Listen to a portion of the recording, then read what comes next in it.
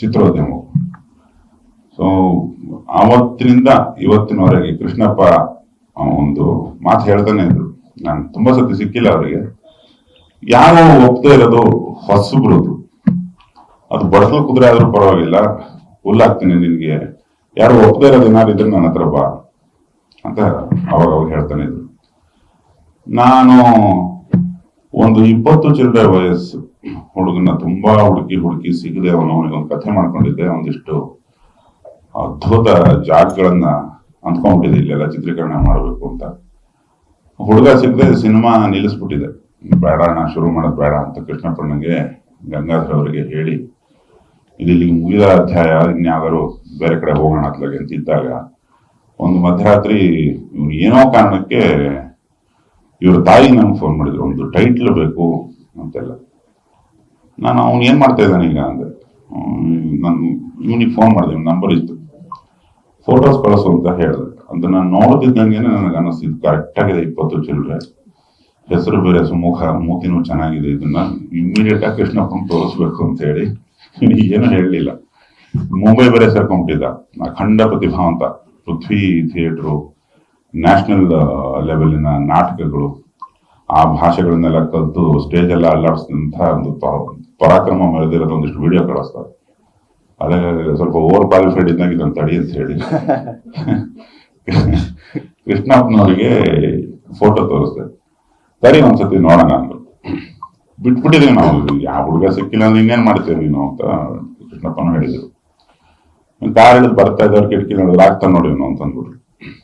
ಒಂದು 10-15 ಜನ ಹುಡುಗನ್ ತೋರ್ಸಕ್ ಹೇಳಿರ್ಲಿಲ್ಲ ಅವರು. ಗಂಗಾಧರ ಅಷ್ಟೇ ಇಮಿಡಿಯೇಟ್ ಡಬಲ್ ಟಿಕ್ ಕೊಟ್ಬಿಟ್ರು. ಅವತ್ತಿಂದ ಶುರುವಾಗಿ ಆಲ್ಮೋಸ್ಟ್ ಒಂದು 8-10 ತಿಂಗಳು ಮೇಲೇನೆ, ವರ್ಷನೇ ಆಯ್ತು ಅನ್ಕೋತೀವಿ. ಇವತ್ತು ಒಂದು ಥಿಯೇಟರ್ ಎಕ್ಸ್ಪೀರಿಯನ್ಸ್ ಅಂದ್ರೆ ಥಿಯೇಟರಲ್ಲೇ ಬಂದು ನೋಡುವಂತ ಒಂದು ಮಜಗಳನ್ನ ನಾವು ಸಿನಿಮಾದವ್ರು ಕೊಡ್ಲಿಲ್ಲ ಅಂದ್ರೆ ಯಾರು ಸಿನಿಮಾ ನೋಡ್ಲಿಕ್ಕೆ ಬರೋದಿಲ್ಲ. ಯಾಕಂದ್ರೆ ಒಂದು ಕಥೆಯ ಪೂರೈಕೆನ ಮೆಗಾ ಸೀರಿಯಲ್ಗಳು ಮಾಡ್ತವೆ, ರಿಯಾಲಿಟಿ ಶೋಗಳು ಮಾಡ್ತವೆ, ರೀಲ್ಸ್ ಮಾಡ್ತವೆ, ಒಂದು ಶಾರ್ಟ್ಸ್ ಅಂತ ಕರೀತಾರೆ, ಅವು ಮಾಡ್ತವೆ. ನೀವು ಎಲ್ಲೇ ನೋಡಿದ್ರು 20 ಚಿಲ್ಲರೆ 30 ಚಿಲ್ಲರೆ ಅವರು ಹಿಂಗ್ ಮಾಡ್ಕೊಂಡು ಮೊಬೈಲ್ ನೋಡ್ತಾ ಇರೋದನ್ನ ನೀವೆಲ್ಲರೂ ನೋಡಿರ್ಬೋದು, ನೀವು ಸುರಚ್ಕೊಂಡಿರ್ಬೋದು, ಗೊತ್ತಿಲ್ಲ ನನಗೆ. ಅಲ್ಲಿಗೆ ಬಂದ್ ನಿಂತ್ಕೊಂಡಿದೆ ಅವಾಗ ಎಂಟರ್ಟೈನ್ಮೆಂಟ್ ಅನ್ನೋದನ್ನ ತುಂಬಾ ಸುಲಭದಲ್ಲಿ ಇಲ್ಲಿ ಯಾವುದೋ ಶಿವಮೊಗ್ಗ ಪ್ರೆಸ್ ಕ್ಲಬ್ ಗೇಟ್ ಅಲ್ಲಿ ಕ್ರಿಯೇಟ್ ಮಾಡ್ಬಿಡ್ಬೋದು ನಾವು. ಆದ್ರೆ ಒಂದು ಸಿನಿಮಾ 2.5-2.5 ಗಂಟೆಗಳ ಕಾಲ ಒಂದು ಸಿನಿಮ್ಯಾಟಿಕ್ ಎಕ್ಸ್ಪೀರಿಯನ್ಸ್ ಕೊಡೋದನ್ನ ನಮಗೆ ಕಲಿಸಿದ್ದೆ ಮುಂಗಾರು ಮಳೆ. ಆ ಜೋಗದ ಗುಂಡಿ, ಆ ಮಳೆ, ಬೆಟ್ಟ ಗುಡ್ಡಗಳು, ಹಸಿರು, ಒಂದು ಸಕಲೇಶ್ಪುರದ ಸುತ್ತಮುತ್ತಲಿನ ಜಾಗಗಳು, ತಾಳುಗುಪ್ಪೆ, ಇವನ್ನೆಲ್ಲ ಸಿನಿಮಾ ಇದೊಂದು ಪ್ರಪಂಚ. ಇದು ನಾನು ಮಳೆಯಲ್ಲಿ ನೆನೀತಿದ್ದೀವಿ ಅನ್ನೋ ಒಂದು ಫೀಲಿಂಗ್ ನ ಹುಟ್ಟಿಸ್ತದೆ ಚಿತ್ರಮಂದಿರದಲ್ಲಿ. ಆ ಥಿಯೇಟರ್ ಎಕ್ಸ್ಪೀರಿಯನ್ಸ್ ಸಿಕ್ಕಿದ್ದಕ್ಕೆ ಜನ ಅದನ್ನ ಚಿತ್ರಮಂದಿರಕ್ಕೆ ಬಂದು ನೋಡಿದ್ದು. ಆ ಥರದ್ದೇ ಬೇಕು ಅಂತ ನಮ್ಮ ಕೃಷ್ಣಪ್ಪ. ಅದು ಒಂದು ಬಿಟ್ಟಿದೀವಿ, ಅದನ್ನ ಹೊಂದಿಸೋದಿದೆಯಲ್ಲ, ಮಹಾರಾಷ್ಟ್ರದಿಂದ ಹಿಡಿದು ನಮ್ಮ ಕಾಸರಗೋಡುವರೆಗಿನ ಒಂದು 100 ಜಾಗಗಳಲ್ಲಿ ಚಿತ್ರೀಕರಣ. ಸಮುದ್ರ ಎಲ್ಲಿ ಹೋದ್ರೂ ಒಂದೇ ತರ ಕಾಣ್ತದ್ರಿ ಅಂತ ನಮ್ಮ ಟೀಮ್ನವರು.